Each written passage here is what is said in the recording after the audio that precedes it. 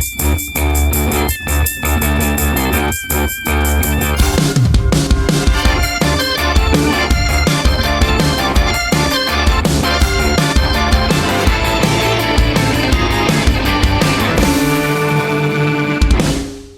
not going to do what you guys hate, which is tell you some fun fact at the top of the episode. It's done. I'm not doing it anymore. That's not what you normally do. You don't tell us a fun fact. You ask us a fun question, and then you tell us the answer. Yeah, that's different. That's entirely different. Well, I'm not going to do it. Okay, good. Don't do it. Okay. So Good. I give you the floor. Oh, All right. Well, I was thinking. Well, I was on the toilet this morning. Great. This is much better already. But I was thinking to myself, it is a question, but I don't think there's an answer that any of us would know. What do you all think Craig Kilborn is doing on a daily basis? I don't know who that is. Craig Kilborn, the original host of The Daily Show? Yes. Oh, right. Right? Yeah, right? He wasn't What do he? you suppose he does just his everyday is like? Wait, was he the original host or the second host? The original host. I think if you are a certain amount of famous and you achieved a certain amount of success at a certain time, you can probably not do as much because your money makes money. And then I would also say he probably does small comedy club shows that we don't realize. I just did some research, some Googling, and it appears that 2 months ago, he revealed his favorite This Is Sports Center commercial. Oh. Okay. So see, he's up to plenty. Yeah. I had to Google him because I don't know who the hell this is. He joined Rich Eisen in studio where he revealed his favorite This Is Sports Center commercials. Huh. So wait a He's minute. busy. his thing, what's going on with his life is every couple of years he comes out and answers one question about his past and then leaves. He should come on what the it looks like. podcast. That's the kind of wealth and life that I want. Well, we might have that. I mean, imagine we all have some sort of internet notoriety. People go, what's Elise Willems doing now? Hold on. I have the answer to it. Okay. What he's been up to. In 2006, he was in the film Benchwarmers. Oh, there you go. So, yeah, was that in theaters? there I you think go. it was. I bet he Get does all the plenty residuals. hosting. He probably does small comedy shows. I bet he's written a book that probably did pretty well. It's the dream, honestly. That's all. I don't want to be any more famous than I've ever been. I just want to be able to live comfortably. Yeah, that's all I want. When I was younger, I wanted some bit of fame because I was like, that would be fun. Now I would just like the money that fame would bring me. I don't no. Oh, is AJ gone? No, I'm here. He's there. I'm just quiet. I just don't have anything to say about Craig Kilborn. I was like the guy from The Man Show. Like I couldn't think of who the hell that was. He went and he hosted the Late Late Show before Craig Ferguson also, and then he left after like 2 years. Yeah. But he had really nice hair, and I don't know what his hair looks like now. It looks great. I just Googled him to try to figure. It was like he was in a project in 2010, and then before that was 2001, and those aren't, by the way, these aren't the only projects he's been involved in these days. He's been doing other things too. Remember the Daily Show when they would have that countdown and it would always show the clip of the head getting smashed? Yeah, is that the moment of Zen? The moment of Zen, yeah. Was that a real person's head getting smashed? We should go back and watch old Daily shows. Okay. So that is kind of why I was a little late to the podcast this morning. You were thinking about him? Because I was just on the toilet thinking about Craig Kilborn. I want to say, as we finally launch into the start of this podcast, that we were critical of Elise on the show and off of the show about opening the banter with a question, and you did essentially that exact same thing, Zach. No, it took a different form. Your question was, whatever happened to Craig Kilborn, which could have easily have been a question on the show. It was not whatever happened to Craig Kilborn. It was, how do you think Craig Kilborn spends his days, which you did not. You just rephrased exactly what I said. I bet we could ask him. I bet we could. Do we have, based on the 27 episodes or so we've done, do we think we have enough clout to just like send him an email and be like, what would you say you do every day from like Monday to Friday? I don't think we have that Send much. I'm going to do it. I'm going to Okay. figure out how to do it. Be like, would you say you start with coffee and eggs? What's your breakfast like? Do you take your kids to school? Do you have kids? Are you happy? Generally, Zach, what do you do with your time? it looks like we're hiding Zach's identity. His face Yeah. is completely I know. obscured by the microphone. You are also Sorry. possibly in the saddest room in your apartment. I can't. What room is this? It looks very. It's the office, and it's not decorated. Yeah, And- the rest of your apartment's so pleasant, and then you're in this like hospital room. It's terrifying. I'm sorry. I would love to record it in the living room, but I haven't figured out how to put the boom arm for the mic on the counter. We'll come Well, over and these- we'll decorate, but these it's are all the ex- Easter themed. Exactly the kinds of things that people that subscribe to this podcast want us to sort out. Exactly these. This is Answer For It. It's a comedy podcast disguised as a trivia podcast. And I am your question wrangler. Though sometimes people don't want questions from me. That's their problem. Okay. They want to hear about Craig Kilborn. I'm Elise Willems, and I am joined by Zach Anner. Hi, I'm sorry for all the Craig Kilborn stuff. I thought I would yield more. So did he. James Willems. Hi, I think Craig Kilborn's doing great. I think, the show that he was the first host of is still going strong. He's been a part of so many comedy monuments. Who are we to judge Craig Kilborn? I'm not judging. I would Well, never judge. there's some I judgment. just genuinely want to know, like, what's he up to? When you made that crack about the bench warmers, you were judging, Zach. I wait. And AJ Locascio. AJ, have you ever done a Flynn Rider cosplay? I have. Of course. What made you ask that? Like 15 years ago, I did one. I was reading about how when they were coming up with character art and concepts for Tangled, they brought all of these women into the animation room and had them pick out the most attractive features of men. And that's how they assembled Flynn Rider. And then I noticed that his hair is similar to yours. Well, that's by design. I want to look like Flynn Rider. I thought it was The Jonathan Brandis. Yeah, no, it was. I think, well, for me, the story, I know everyone wants to know, what's the story of his hair? Everyone in the 90s had the middle part thing going on. Uh-huh. And I just, early on, I went, that's the thing that people like. Also, all the cool characters, Rocketeer, there was an Ultimate Spider-Man, young Indiana Jones, Sean all the cool Hunter. guys. Sean Hunter, Gambit. Rocketeer Gambit comes had first. Rocketeer does come first. Okay, everyone relax. I'm a I would agree Rocketeer with stan. AJ. Of all the people listed, Rocketeer is definitely the coolest. Like, is it not just like Han Solo or anything Harrison Ford does? Aren't we from the same generation? Yeah, I guess that is also a huge thing too. But Han I'm Solo thinking doesn't have a specifically center 90s. part. He does in Empire Strikes Back, but it's like high up. It's not the way Yeah. we're described. He doesn't have a 90s center part. I That's don't know what if I was we would aiming have for. the volume to do the Empire Han Solo. The I just don't have the volume in my hair. I think we can get it there. Just give it a little blow dry. While we're All right. here, Yes. only one person has ever received an Academy Award nomination in an acting category for their work in a Star Wars film. Who was it? Every time we ask a movie question, we spiral real out serious. and are unable to be funny at all. But I'm going to say Paris Hilton for Repo the Genetic Opera. And then once more for Paris Hilton for House of Wax. That song popped up on like shuffled. I was like, Siri, play songs that I like, and I've been listening to a lot of the band Ghost, and it started playing Repo the Genetic Opera, and I was like, man, this is a very specific vibe. I thought you were going to say you've been listening to Paris Hilton's Stars Are Blind.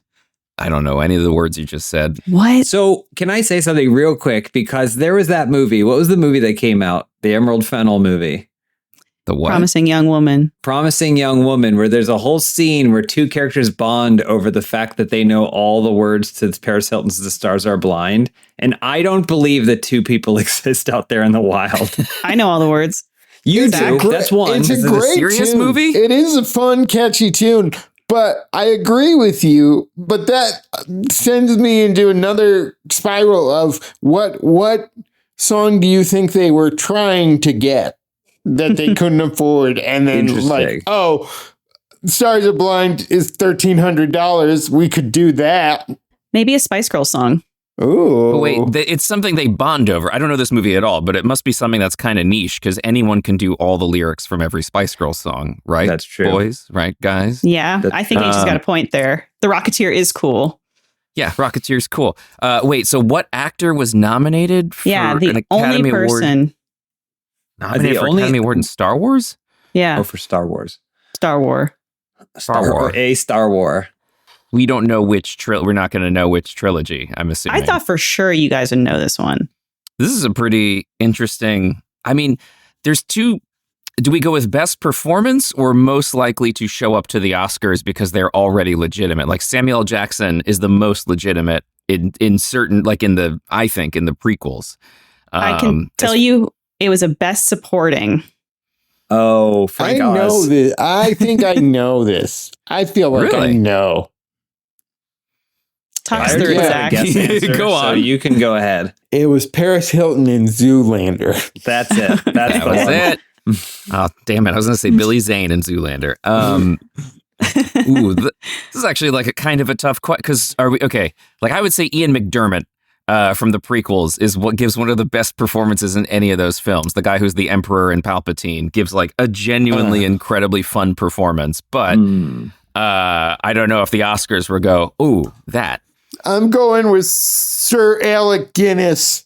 Interesting. I mean, I think that's a good guess. That is Didn't a good he guess. disown the film? Yes. He like said a lot of stuff that was kind of like not very kind. So like there's a famous story where a little kid came up to him and he was like, "These are my favorite movies," and he was like, "You have to watch something else." Like things that were not outright dismissive, but or not mean, but like him just being like, "Please watch other cinema," which I think is very funny.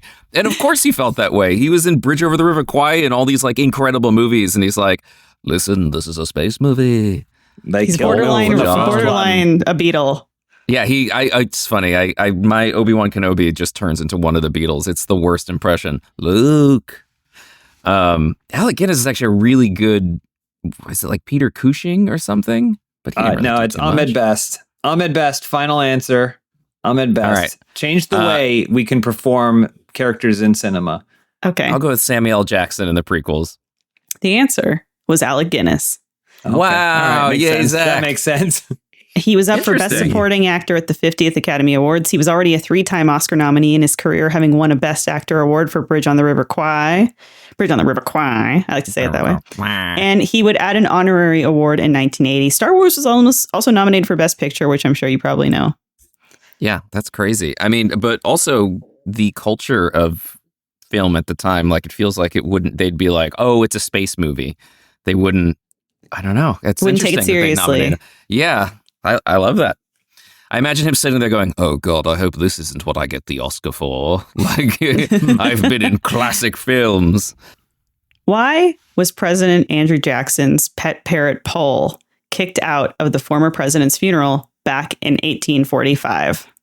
Hold on. president? Hold on. I'll Elise. spell it for you. Hold on, Elise. What? This is a question I've already asked, I believe, everyone here in a previous live version of this very show. Yes, I remember. Well, guess what? I don't have a good memory, so I don't remember. I don't have a good memory either.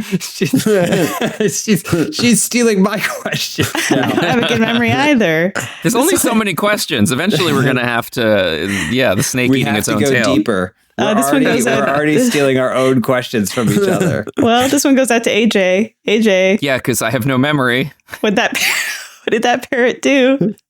It probably was cursing. Was it just like, dead body, like screaming, look at that dead body, dead It's not president. even cursing. He's just Not acknowledging. cursing. I was immediately He's roasting the corpse. yeah, I killed him. It was me. Cheated on his wife. Yeah, he just had all his secret. Which president was this? Jackson. Yeah, okay. I got nothing for what Jackson said. I'm dead. Yeah. Woo. Hee. Bring my parrot yeah. to my funeral. Pole the parrot wouldn't stop cussing. We all know that. Was it really cussing? Okay, yeah. Yeah. Common knowledge. That's common knowledge in this group. Oh my gosh. I need to change pace here because something's going on in this episode. Something's up. All right. Okay, maybe time for some ain't no slang. Oh, Great. okay. Love it. This is a segment on the show where I give you a term or a phrase pulled from Urban Dictionary, and then you have to try to suss out and tell me what you think this translates to or means. What is a Swimfan? It's a movie starring that Erica one Christensen. blonde.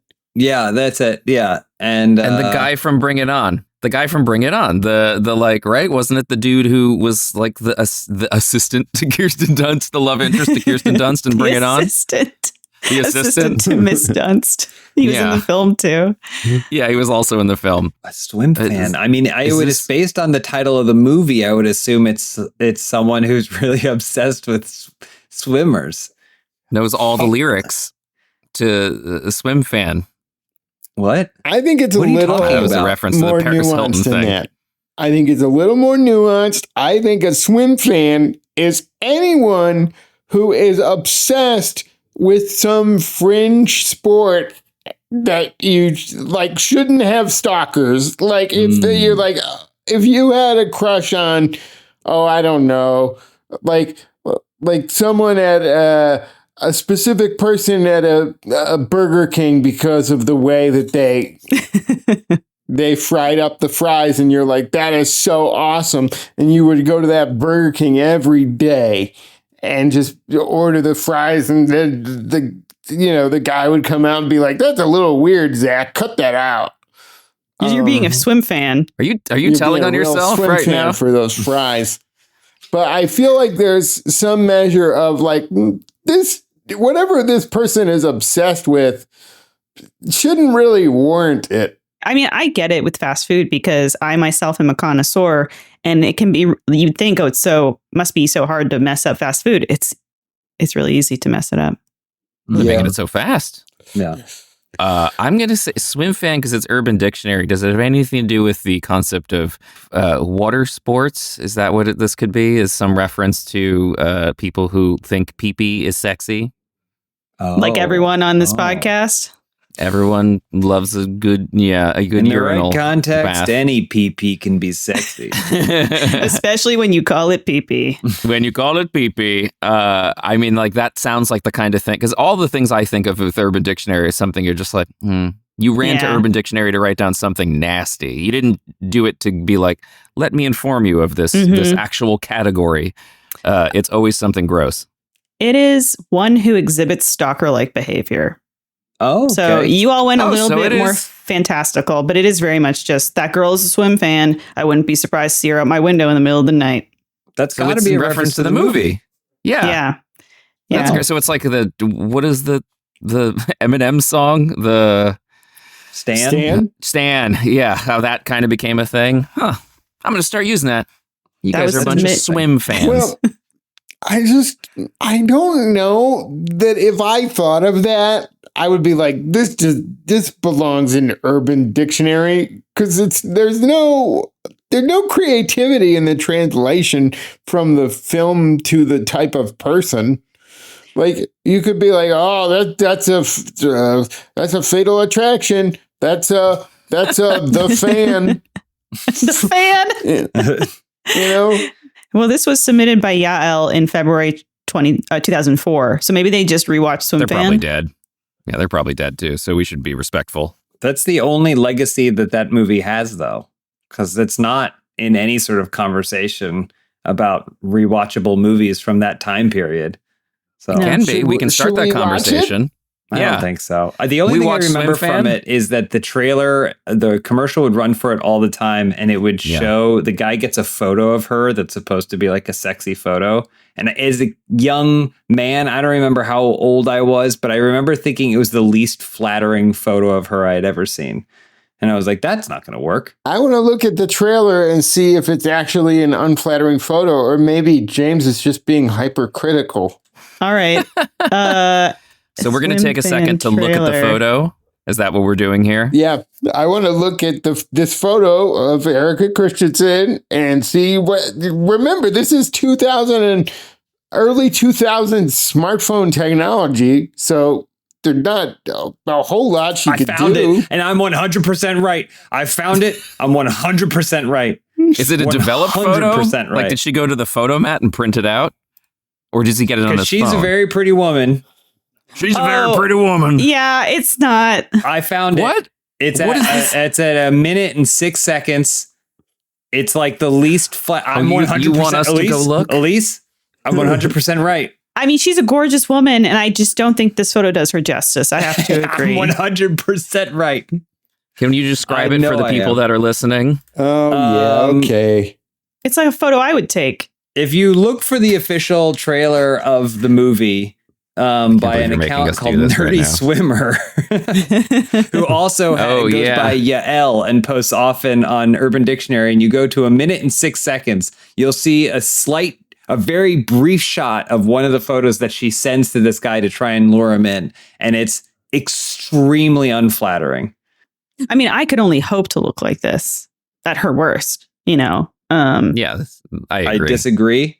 I disagree. Him? Oh God! See, AJ found it. I was you know how when you see someone else laughing and you go, what could possibly be that funny? Yeah. And you guys saying it's unflattering. I mean, how could it possibly be unflattering? It doesn't look like it's really her. It looks like a horrible dummy with her face like plastered on. A bad wax figurine set up. Oh, that's awful. She's standing like a mannequin would stand. It's terrible. It's terrible. Yeah, she and looks I'm like- right, Zach. I'm 100% right, and you owe me apologies. Doesn't look real. That's the thing that looks like they took her face with Photoshop and put it on something else like a mannequin, and it just went, oh boy. But is the implication that she is naked in the photo? Is that what we're... I've never seen the film, but it seems to be the implication is, yeah, she sent a naked photo because he's like looking at it in the library and he's like, oh, she no. looks like she's about to be deloused. Like they're going to throw a bunch of powder on her right before they took this photo. Yeah, that is. I'm just going. I'm scrolling through. He's It's found the whole film online and he's trying to find it. Yeah, it's 1 minute and 6 seconds. Yeah, a minute. A minute Should put and it there. 6. Yeah. You'll see it. You'll know it when you see it. We'll know when you see it too. Also, the way he looks when he's scrolling through. I don't know that's. She's a beautiful woman. It looks like it's early 2000s CGI. Right, That yeah. can't be right. Can't be her. She, you know. Also, I like in the trailer that I accidentally turned the audio just now and it went, picture received. Like that's ever happened ever when you've received a photo. I like files done. Yeah. That's what it should have said. That's like if you had OAL online. That's what it would say. Picture I took received. a screenshot. Picture received. There's certain aspects of my memory that are iron traps. I could picture that photo so clear in my mind, despite never having seen the movie and only just seeing that commercial run on television.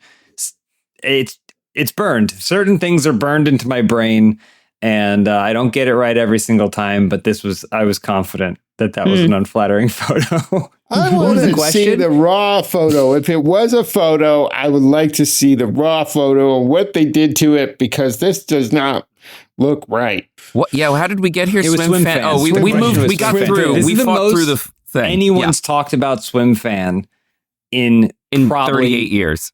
I would say, at least 15 years. Here's another Urban Dictionary word. What is a bald eagle? It's a Bald bird. eagle.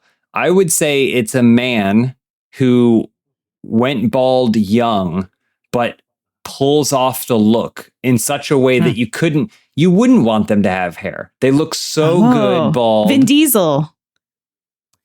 Sure. Well, that's what you say. That's what you say. I don't know. That's that like your opinion, man. He's hair family. would change him too much, but I do think that there are definitely men out there that went bald young and probably were upset about it. But looking at him now, you're like, you look great. Majestic. And I don't want you with hair. That's a bald eagle. Wow. I know a handful of those. They really own Wow. it. Yeah. Boy, that's hard to come back with that. What if it's when you surprise your you surprise whoever your partner is in bed by completely shaving yourself. And you scream, bald eagle, right before you jump on them in bed.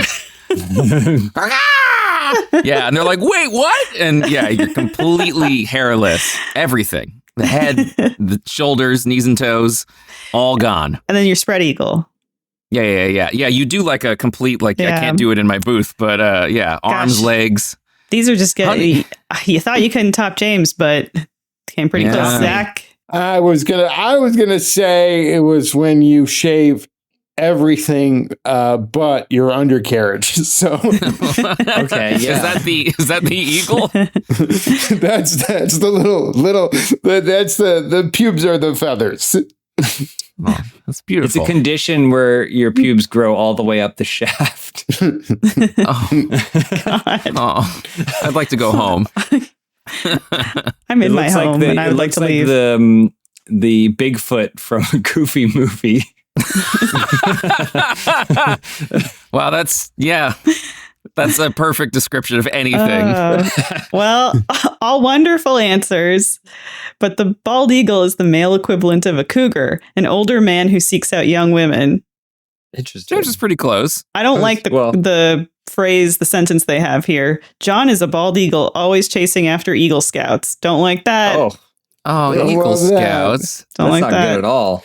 No, that's a bunch of underage. It was children. submitted by John the Geek. I want to also point out that I believe maybe it's changed since when I was growing up, but I believe Eagle Scouts are only all men, right? Yeah, men. Aren't they? Yeah. I think. Is it like when you're 18?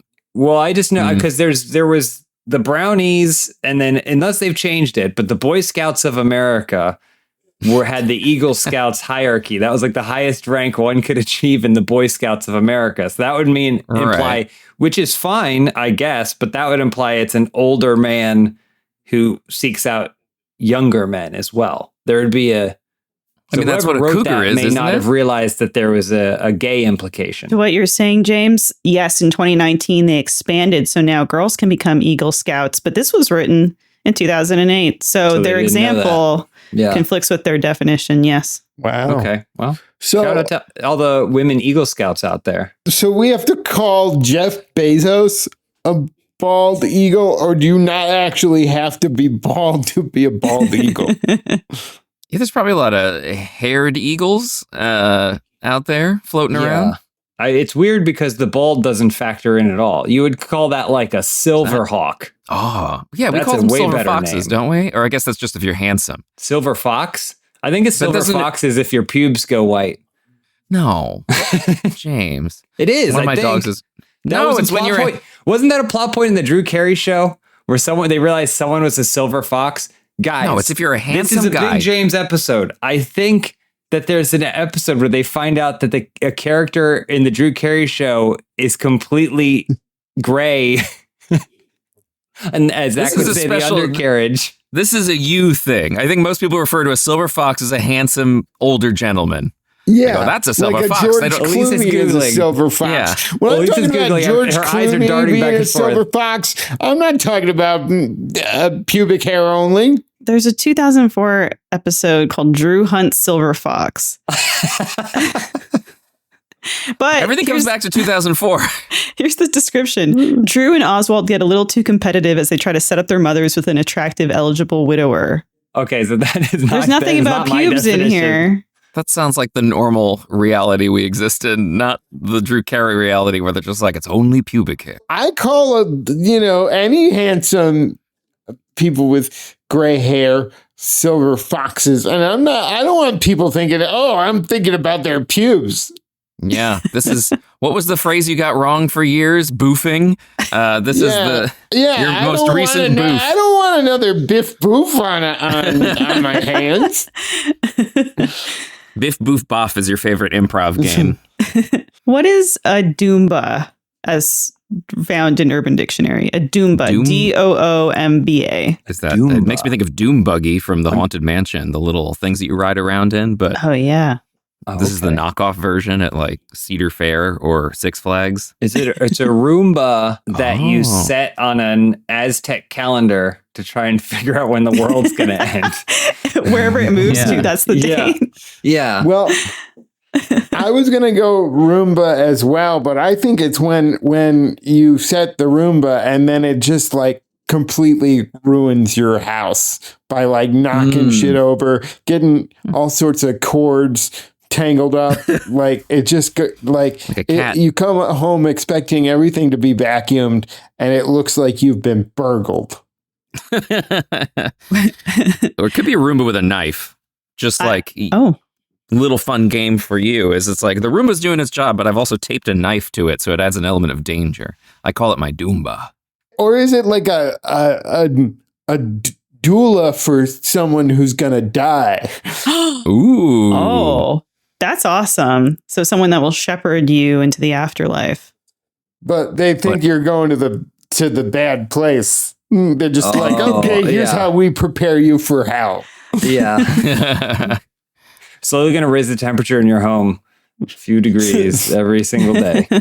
A Dumbba, like AJ said, is a death-dealing floor cleaning robot. So it's a Roomba that's outfitted with various dangerous items taped to it, such as knives, cats, saw blades, and blowguns.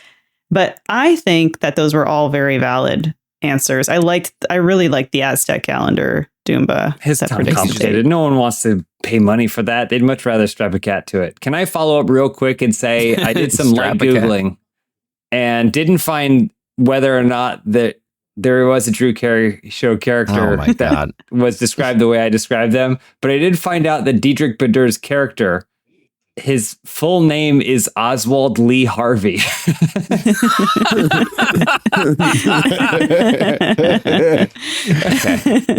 That was worth it. That's it. All right, I'm done. What is the name of the historic corner of the Universal Studios backlot where Van Helsing and Anna fight Dracula's three brides in the 2004 film Van Helsing? Again, 2004. Why is 2004 constantly coming up? Yeah, this is the third 2004. This is Well, you gotta. The next question better be a 2004 themed as well, or we're gonna rebel. So the historic corner, the nickname of the Universal Studios backlot, this area of it where Van Helsing and Anna fought Dracula's three brides in the 2004 film Van Helsing. Other things were filmed there, but I was going to say, so this is a part of the studio backlot that's always there that has a name that they refer to it as, but this we as auteurs and film buffs would know it as. We've all been on the tram tour, right? We have, right? Yep. I think. Yep. Yeah. It's probably something like Hitchcock Corner or something that would be in reference to someone who, because Hitchcock had a pretty deep relationship with Universal, didn't he? Or at least he had that one. He threw birds at Tippi Hedren. Yeah. Well, There's a bunch of birds. I think you're missing something way more obvious because the Universal monster movies were like, those were all like Dracula and all those like Bela Lugosi, Lon Chaney movies were Universal, right? So it's got to be something that's an homage to that. Like, so you think it's the Bald Eagle backlot, Zach? Oh, the Swimfan water tank. Yeah, they had something commemorating Swimfan, which had been filmed earlier that year. So, yeah, the Swimfan corner, like the I'm gonna go with the monster lot. The monster lot. Monster lot. It's got to be something like Lon Chaney's lot. I don't know. Lot is the only word that can come up with Chaney's thrill ride. Thrill corner. Yeah, Bela Lugosi's lagoon. Yeah, the Lugosi Lagoon. Okay, Zach's taking your answer. Okay, yeah, it made it better. You improved it. The most frustrating thing about this is that I am such a fan of the Van Helsing director's commentary, and I wouldn't be surprised if Stephen Sommers, the director, mentions this as one of the fun facts about the film. So I thought you might know it. Yeah, it does feel like I've heard these things before. There's like Westernville and like all the there's different little sections that are like, this is Western Town and this is like That's all I can think of is just Western Town. This is Town Square because there's the place where they did like the Back to the Future thing that's called like Courtyard Square or whatever. So okay. I saw gestures. You're getting closer, AJ. I do like Lugosi's Lagoon though, because also it's like Lagoon. Lagoon feels like it would be associated with a swamp monster. Yeah. But you guys applied Dracula to it. Let's Dracula. But when you got the vampire ladies there, you know that I'm going to be doing some lagooning myself. What? I'm going to be doing some lagooning myself. Oh, lagooning. That's what. Yeah. Wow, that's disappointing to hear. Without knowing the definition, you know the definition, Zach. We'll tell you when you're older, Zach. Yeah. Okay. When you're older, Chip. It's got to be it's probably like Monster. Yeah, you're probably right. It's like Monster Square or Universal Monster Courtyard. You buffoons. It's known Van as Helsing Square. It's known as the Court of Miracles. Okay. Oh, yes. How did we not get Is it that? because it was in like Hunchback or something? Yeah. So it was used for Hunchback in 1923. And it's also been, like you were saying, I think like Zach maybe said it right away, like Bela Lugosi, Lon Chaney, Junior and Senior filmed stuff there. Frankenstein's monster made his first public appearance here in 1931 as the townspeople fled. You see Esmeralda dancing over there. You know we're going to be lagooning, so they should have just gone with the first name first. No one's lagooning. What's that hunchback in the corner? What's his name? Frollo? He was lagooning real hard. He sang a whole song about it. That's how Quasimodo got his hunchback. He was always lagooning. Oh, he was actually crab walking? Yeah, sure. That's what I meant. Do you guys have a favorite Universal Monster movie? Because I've tried watching most of them, and they're tough for a modern palate. And I think I love a lot of older films, and I think specifically the monsters are challenging for me for whatever reason. Mummy is mine. The original Mummy? No, Tom Cruise. Okay, yes, perfect. Probably the documentary I watched on Lon Chaney when I was a kid. Hold on, none of these are the right answers. Yeah. I was like hoping you'd say Bride of Frankenstein, Creature from the Black Lagoon. Like we watched, this is not a Universal Monster, but like the original Vincent Price House on Haunted Hill. Oh, I've seen that. It is a rough watch. It is. A lot of people we actually wound up halfway through. We paused it and discovered it was like recommended movies, and they had the riff tracks version. So we watched the second half of it with riff tracks, and that was fine. But even that really couldn't fully save. The movie is just pans of walls. It's just like, let's look at a wall and then another wall, and they're like, let's meet in the living room. And that's all they do is meet in the living room. And there's that old blind woman. It's okay. Hold on. If you haven't seen the movie, there's a part where the woman who's like the main character, Eleanor, is terrified because this ghost woman keeps showing up over and over again. And then she at some point like has her hands all like clenched and weird, and she floats past her and she's screaming, and then this old woman disappears. And then Vincent Price just goes, "Oh, that's the help. She's blind." And it just cuts to them standing on a staircase, and they're just standing there. And then at some point they leave. They just disappear. They're like, I guess the help has left. I'm like, hold on. That woman floated through the room. Yeah, explains nothing. Explain. Why was she in the basement floating with her hands out? That's not what blind people do. I mean, I wouldn't know, but I assume. Anyway, sorry. Zach, you like the Haunted House on Haunted Hill remake, correct? Am I correct in thinking that? The one with Jeffrey Rush and Ellie Larder. Famke Janssen. Yeah. I did like that film. And I thought it was very underrated. There were The Haunting and The House on Haunted Hill came out the same summer. The Haunting was first. I didn't like The Haunting, but I liked The House on Haunted Hill. I thought it was opposite. Fun. As I like the Owen Wilson getting beheaded by a lion movie. Spoiler! I have not seen it. And I love the House on Haunted Hill remake, and I also remember them sort of being these pseudo twin films. And so I've been asking James recently, "Hey, you want to watch The Haunting?" And he's like, "I'm pretty sure it's not good." Yeah, I kind of love it. I agree with Zach. I guess I see why AJ likes it because it's good in the sense that it's like a Disney ride, right? Like it's a creepy old house. Oh no, the stairs are fighting us. It's a much prettier movie, I think. The set is beautiful. There's stuff and you go, oh my God, I can't believe they built this in The Haunting. Whereas in House on Haunted Hill, I don't remember having that. It's just a lot of people who are on possessed. Haunted Hill has the Art Deco. It's genuinely scary and intense, and it has a lot of disturbing imagery. One's PG-13, 13 and the others are, and the difference is night and day. So I have said to Elise that The Haunting is kind of boring for a modern palate, and only one thing happens, and AJ just described it. So sorry. Zach, do I watch it? I would say watch it. I think that's a double feature for sure. Okay. Which first, though? It's a good one. I would say House on Haunted Hill first, because then you don't go to bed scared, because you're not going to be scared of The Haunting, but you might be scared of House on Haunted Hill because there's some disturbing stuff. That's fair. And then that'll be a palate cleanser. It's like a sorbet. Also, there's 20 minutes of that main actress going, I hear you. I hear you.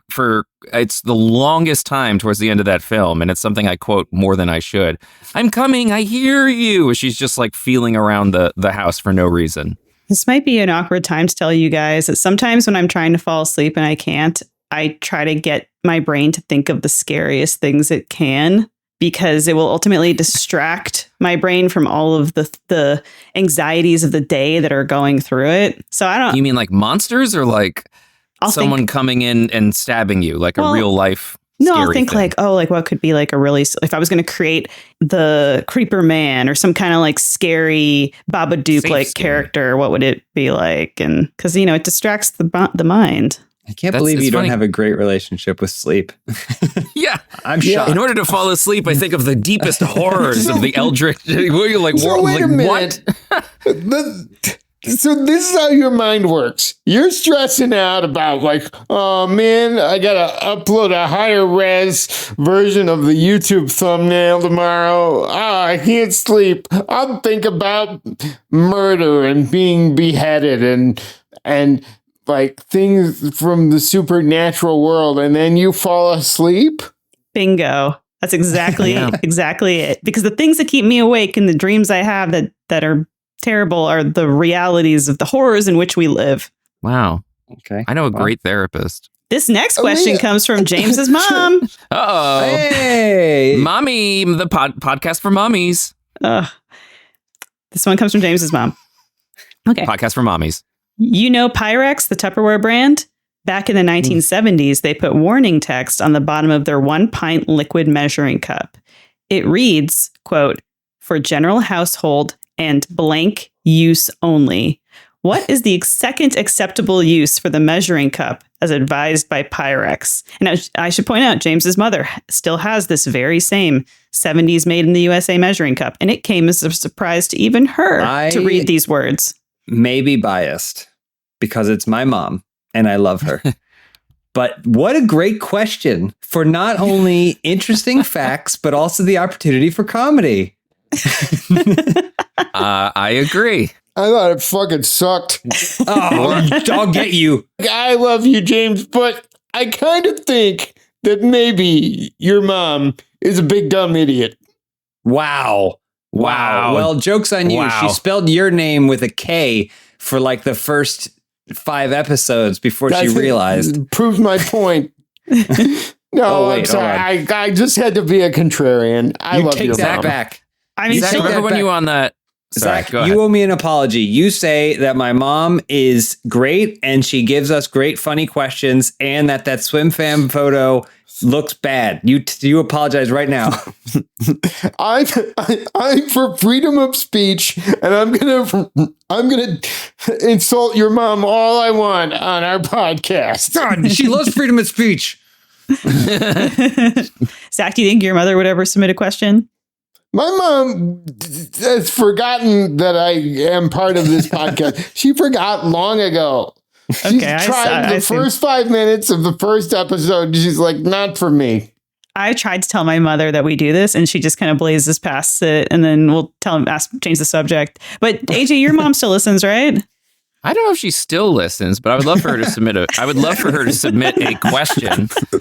If she hears this, she's welcome to submit a question. Although it'll probably be, why don't you make movies? Why aren't you on camera in the theaters? That's the questions I get. We've driven away the only mom who cares, is what you're saying. With your actions and your words, you've driven away. No, your mom stopped caring. Zach's mom never cared. Elise can't get her mom to care. My mom loves the show, and then all he does is sling insults upon her.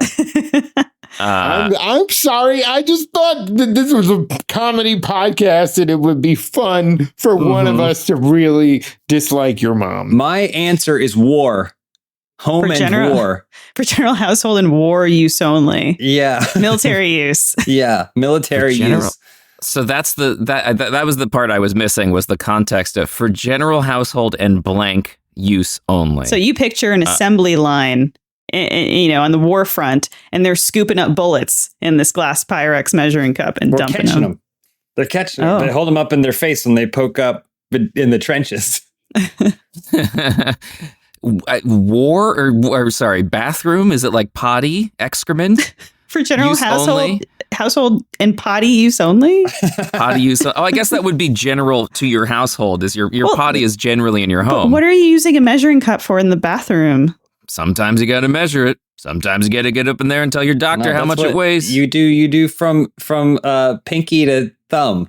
That's how you measure. Yeah, and then the doctor holds up their pinky and thumb and goes, that's a healthy boy.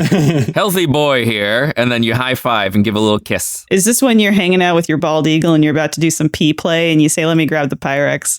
Yeah, you're about to do some swim fanning. Oh my God. Zach's face. Zach is disgusted. He's disgusted by this. Despite the fact that he mentioned sitting on the toilet like within 3 minutes of the episode starting. You don't know what I was doing on the toilet. I was just sitting on it. James, I can't believe your mother gave us such a disgusting question. What are you talking about? She didn't even mention it. It says for sex use only. That's what your mommy wrote. She wrote for sexy times. Well, she wrote for household and sexy times. No. The implication is, she said, I picture your mom British for some reason. Let's make this podcast a bit more saucy. Yep, it's like she's here with us. Hello, James. You've been a good boy. But let's make this podcast a little more sultry, I think.